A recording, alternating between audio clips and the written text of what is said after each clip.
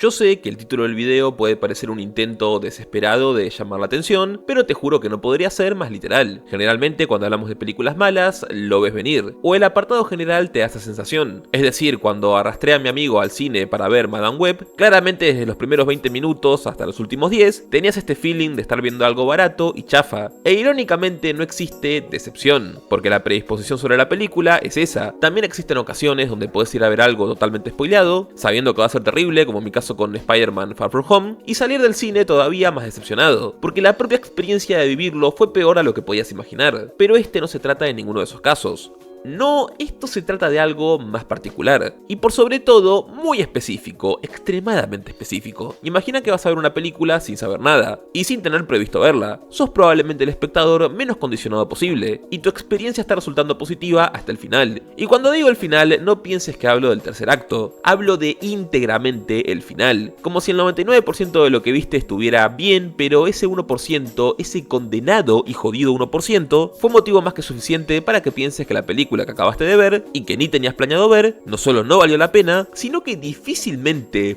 muy difícilmente verás algo peor en el resto del año. Bueno, ese es el caso de 28 años después o Exterminio, y necesito matizar muchas cosas, porque si este video existe es justamente porque no recuerdo la última vez que algo me dejó con un mal sabor de boca tan gigante, así que voy a proceder con los...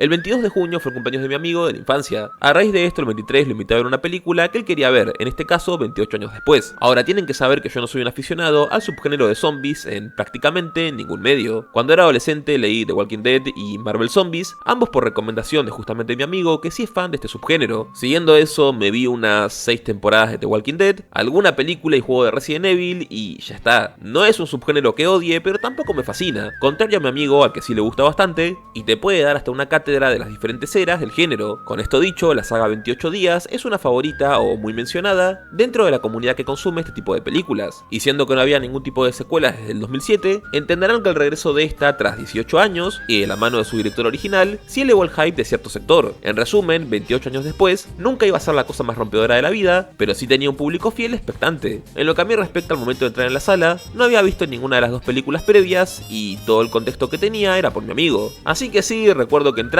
la vimos, y al salir toda nuestra charla en el tren mientras volvíamos, giraba en torno a lo mala que había sido la película íntegramente por su jodido final. Sin embargo, no me parece justo hablar de este, sin hacer una exploración a las dos películas previas, por lo que para este video, y por primera vez, las vi. Así que hablemos de... 28 días después es una de las responsables de impulsar la terminología de infectados en el subgénero de zombies, como uno de los soplos de aire fresco o novedades. Ya no son muertos vivientes que preceden de un virus extraño o magia negra y continúan avanzando mientras puedan sin importar el daño que reciban, salvo que sea en la cabeza o pierdan extremidades, sino que son personas infectadas por un virus que se propaga por fluidos, tales como la sangre o saliva, provenientes de la experimentación con chimpancés a raíz de un grupo de ecologistas extremistas que pensó que era muy buena idea liberar animales de laboratorio, con los que se experimentaban siendo potencialmente violentos. En resumen, en 28 días no tenemos zombies per se, sino gente con rabia, una super turbo rabia, que es capaz de propagar su infección en solo unos segundos de contacto con sangre o una mordida. Si bien en la vida real no existe esto, o tampoco un periodo de incubación tan ridículamente corto, este factor le dio a 28 días un aire más realista. Muchas charlas que recuerdo de la película siempre rondaban en que, a diferencia de propuestas del género, acá el escenario resultaba más creíble, y asimismo la película también se suma al concepto del zombie o infectado, agresivo y veloz. No son hordas lentas, sino decenas de personas que corren, saltan y trepan, concepto que siguió viéndose explorado con el paso de los años hasta ser común, siendo uno de sus ejemplos más conocidos Guerra Mundial Z. Ahora, dejándolo de los infectados de lado, la película presenta un tropo visto más adelante en obras posapocalípticas, con un protagonista despertando tras un accidente que se produjo previo al apocalipsis y sin tener contexto de prácticamente nada. De hecho, el inicio del protagonista Jimmy, de 28 días después, es exactamente el mismo que el de Rick de The Walking Dead. Y además de todo esto, espera, ¿ese es Cillian Murphy? Sí, una cosa graciosa es que esta película pertenece a esa etapa de la vida de Cillian, donde lo podías encontrar interpretando cualquier tipo de papel meado que pudiera. Y esto no es la excepción, siendo una pequeña producción con un presupuesto de 8 millones, que para pobres mortales como vos y como yo parece un montón, pero para la industria no es nada. Y vas a notarlo bastante porque la cinta tiene un ritmo muy pausado pese a su premisa. En varios momentos se centra en ser contemplativa y que se aprecie la desolación de un Reino Unido azotado y vacío. En cuanto al guión, explora varios temas desde que Jimmy se reúne con supervivientes, debe aceptar la muerte muerte como algo común, incluso viniendo de sus padres fallecidos, poner en la mesa la postura colectivista que tiene frente al individualismo de Elena, lo que más tarde se refleja con la familia que intentan ayudar, siendo también ellos mismos ayudados por estos, la unidad del grupo, probarse a sí mismo que puede sobrevivir y matar, para finalmente eclipsar en el último acto, donde se nos quiere mostrar con el grupo de militares abusadores lo más bajo que puede caer la humanidad en momentos de crisis. En la secuencia final vemos a un Jimmy completamente desatado, que dista mucho del mostrado al principio, usando el entorno a su favor, generando el caos librando a un infectado en estudio, acechando a cada militar y logrando un punto de brutalidad tan grande donde hace dudar si aún mantiene su humanidad, queriendo hacer un paralelismo con justamente los infectados, dando a entender que no estamos muy lejos de ser un animal rabioso, ya que en cada hombre aguarda una bestia. Esto sumado a la banda sonora original y más icónica de la saga, la cual quizás habrás escuchado alguna vez en tu vida sin darte cuenta de dónde provenía, lo vuelve algo icónico, pero más importante, memorable, pese a que el guión no sea la cosa más impresionante de la vida. Me explico, 28 días después es el tipo de producto donde no existe un objetivo claro o temática central general, sino que la trama se va desenvolviendo según las cosas pasan, es decir, el guión va tirando y luego ve por dónde termina. Jimmy pasa de estar confundido a querer buscar a sus padres, a encontrarlos, para posteriormente aceptar su muerte y la misma como la nueva normalidad, y luego tratar de buscar otro objetivo o significado de su vida, en un periodo de 20 minutos de película, donde por casualidad se encuentran con un padre e hija que no estaban locos, y por otra casualidad deciden ir a una supuesta zona segura, custodiada por militares, donde parte de la película se enfoca íntegramente en el viaje, el miedo de Jimmy por quedarse solo, y la capacidad de demostrarse que puede sobrevivir. Es un mejunje de cosas que pueden o no salir bien, y quizás es algo que funciona a su favor, porque no terminas de entender a dónde va a ir la cinta. Más el ritmo tan pausado que tiene puede volverla soporífera. Cuando los personajes llegan con los militares se siente constantemente la incomodidad con el grupo, y si bien esa es justamente la intención, tanto por la duración como por los eventos, ya podés ver a dónde va a desembocar todo. Es posible que otro factor muy interesante y original de la película recaiga en su final que da nombre a la misma. Donde otras obras te muestran un escenario totalmente perdido, acá la resolución es mundana. Los infectados, tras 28 días, mueren de inanición. Nuestro grupo protagónico es divisado por un avión de rescate, y poco a poco Reino Unido sanará, como si todo lo que vimos fuera un mal sueño, razón por la cual uno se cuestiona cómo puede existir.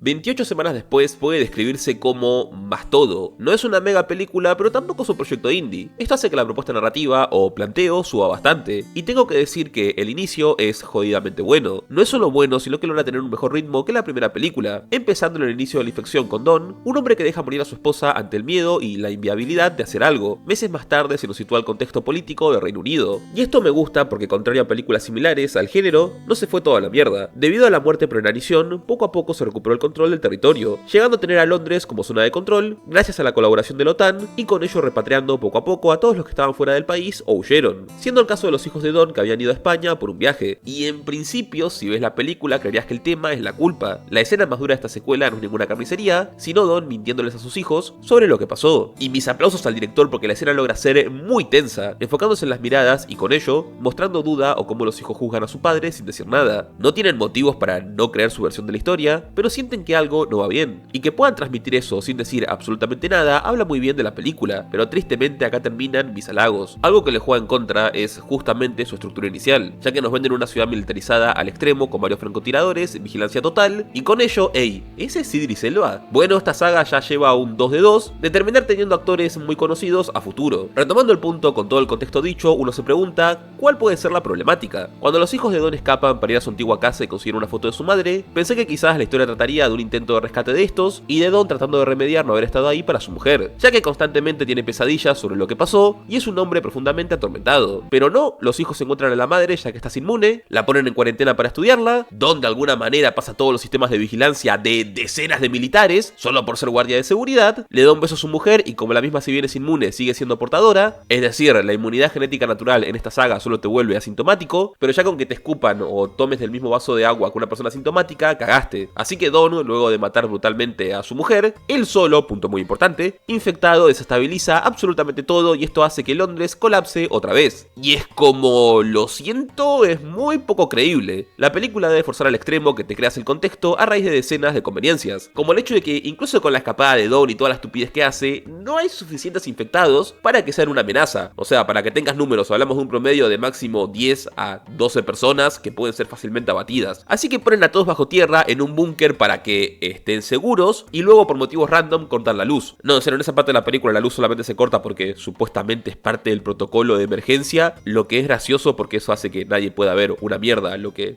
dificulta más lo que va a pasar a continuación. Acto seguido, Don, infectado sin que nadie entienda cómo mierda no lo balancearon en ese punto, rompe la puerta del búnker porque estaba bajo tierra, infecta a todos y pimba, tenés un grupo de infectados. Pero aún con esas no tenés tanta gente en Londres como para que no pudieran ser abatidos. Para que tengas un contexto, toda la gente que estaba habitando Londres entraba en lo que vendría a ser un patio de escuela. Y los recursos de la OTAN son, bueno, totales. En esta película lo más tranqui que vas a ver son ametralladoras, pero Londres es totalmente bombardeado y actos seguidos usan armas químicas para barrer con todo. Y por algún motivo, y porque el director pensó que esto sería dramático, para el final de la película Don sobrevivió a todo esto, mientras sus hijos a duras penas pudieron escapar del exterminio total de los residentes debido a la preocupación de que el virus se propague. Y bueno, no hace falta decir que todo esto es bastante triste. Sí, 28 semanas después tiene ideas más divertidas, la escala es mayor y como dije es un más todo. Pero ¿de qué nos sirve si el guión no es creíble? Es una pregunta capciosa porque no nos sirve de prácticamente nada. Aún con el ritmo lento de la primera y que esta no tenga un enfoque claro, no te genera un problema con lo que cuenta como si ocurre en este caso. Total que la película termina con los niños de Don rescatados, lo que es importante ya que uno de estos tiene la inmunidad de la madre, y mostrándonos que París fue invadida ya que el virus llegó a Francia. Y esto nos lleva nuevamente al principio. Cuando algo es malo es consistentemente malo. El guión de esta película se cae a los pedazos justo antes de llegar a la mitad. Y bueno, simplemente sigue así cayéndose a los pedazos, pero ese no es el caso de... Para esta tercera entrega, el director de la película original volvió y cocinó, quizás cocinó demasiado. Desde la cinematografía a la propuesta general, o incluso la tensión que genera esta secuela es superior a las otras partes, o al menos en mi opinión, manteniendo ahora sí la idea de las otras, en el hecho de que las cosas nunca son tan malas como podrían ser. Con esto en mente, retconearon eventos como la invasión de París, que al final nunca sucedió, y al mismo tiempo el tema de una posible vacuna que quedó prácticamente nada. De hecho, obviando lo que voy a hablar a continuación, podés ver la primera película y después la tercera y no te perdés de nada. Parece que el director tuvo el típico tratamiento de pipa. ¿Tocaste mi saga? No lo permito. Así que en serio, ignora muy fuertemente casi todo lo que pasa en la segunda película. Aún así, pese a todo esto, la respuesta de la película al contexto general es muy creíble. Nadie quería hacerse cargo del Reino Unido, y después del fiasco de la OTAN, todos se lavaron las manos, nadie entra y nadie sale. Si por accidente te quedas ahí, ningún gobierno te va a ayudar. Asimismo, tampoco permiten que la gente escape. Esto supongo que puede deberse a que justamente al haber gente asintomática, realmente son un peligro potencial extremadamente grande. Esclarecido esto, ¿qué fue lo que pasó? Que la humanidad hace el humano truco, adaptarse. Con ese concepto en mente tenemos a Spike, un puberto de 12 años que vive en una aldea en una pequeña isla dentro de la región donde son completamente autosustentables. Spike como personaje resulta muy interesante porque no existe un vestigio del pasado en él. Su realidad y concepto del mundo es el que ya tiene ante sus ojos. Es así como aprendemos de los ritos y cultura de su aldea y cómo se distribuyen las tareas existiendo el rol de cazadores. Estos, como su nombre indica, no solo se aseguran de buscar animales como potencial alimento, sino de estar entrenados para abatir infectados, localizarlos y también encontrar cualquier cosa de interés que puedan recolectar en las ruinas. Acá es donde se introduce al padre de Spike, quien es un cazador bastante respetado, e inicialmente la mejor comparativa que puedo dar con esta parte de la trama es con Vinland Saga, donde nuestro protagonista comienza de una manera muy entusiasta y después termina con una figura paterna cuestionable. En este caso el padre de Spike no cambia, pero si bien se presenta como alguien muy respetable, digno y comprensible, más adelante vemos que realmente es una persona que no tiene problemas en mentir o engañar a su mujer solo porque ésta se encuentra muy enferma. Y es interesante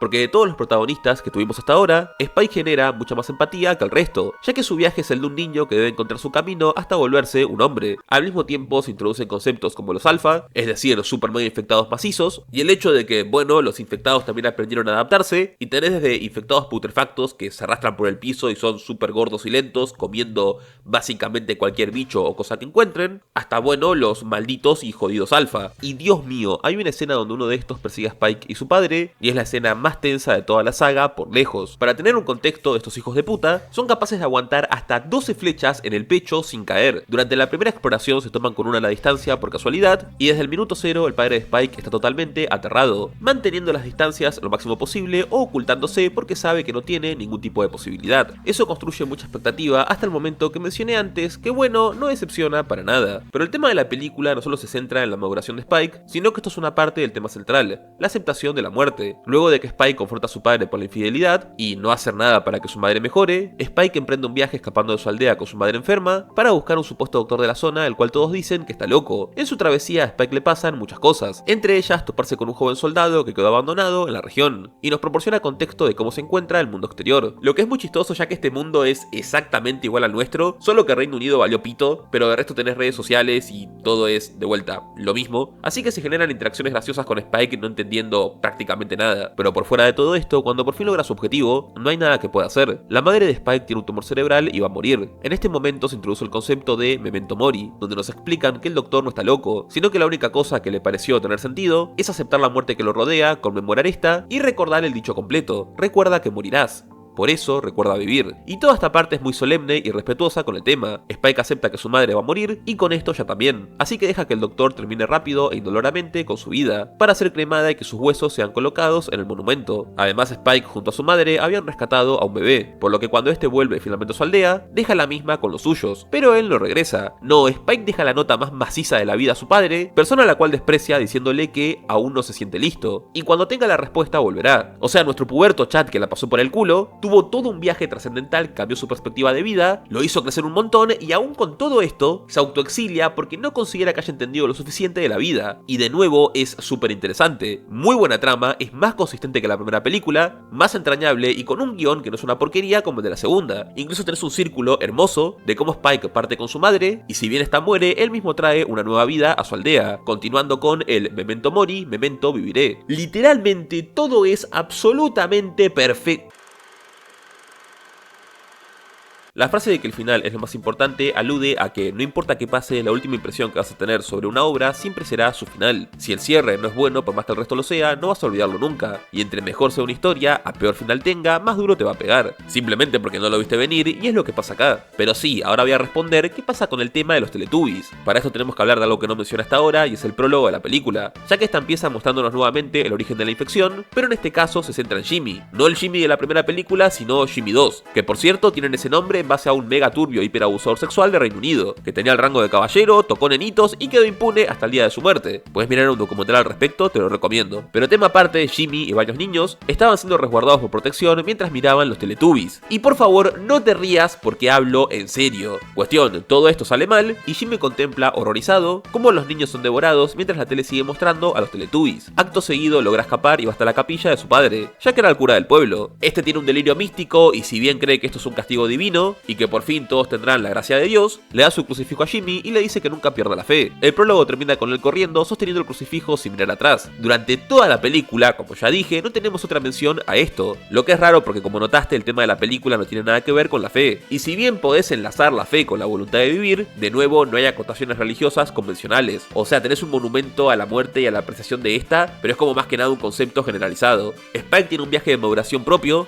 que podría tener cualquier persona indistintamente de la religión. Entonces, ¿el director lo puso porque sí? No, regla número 1 de la dirección de cualquier producto. Un director jamás pone algo porque sí, salvo que le importe un carajo lo que hace. Ahora, quiero que escuches atentamente lo que voy a relatar, porque pasó tal cual lo vas a escuchar. En el epílogo, y cuando digo epílogo hablo del último minuto de la película, literalmente el último minuto, Spike si bien está re macizo y ahora sabe batir infectados como un campeón, en un punto lo rodean y parece que lo van a matar, pero de la nada salen tipos que usan ropa deportiva. Para que lo matices, ese estilo los videos de rusos bailando con outfits deportivos de cuerpo completo. Bueno, esa misma mierda pero de colores diferentes estilo Power Rangers, o sea te hablo de colores mega saturados. Ok, salen estos tipos y empiezan a practicar artes marciales ninjas, haciendo mierdas a los infectados de la manera más ridícula del mundo, hasta que finalmente vuelve a aparecer Jimmy, el niño del prólogo, solo que ahora es un adulto, tiene mucha joyería a nivel rapero, peinado de honguito y se ve jodidamente ridículo. Cuestión que se presenta ante Spike, él le dice su nombre y Jimmy termina la película ofreciéndole un apretón de mano y preguntándole con este exacto tono que voy a reproducir ahora, ¿mejores amigos por siempre? Y Dios hermano, Dios, tengo 27 años y en toda la historia de los últimos 5 años que fui al cine,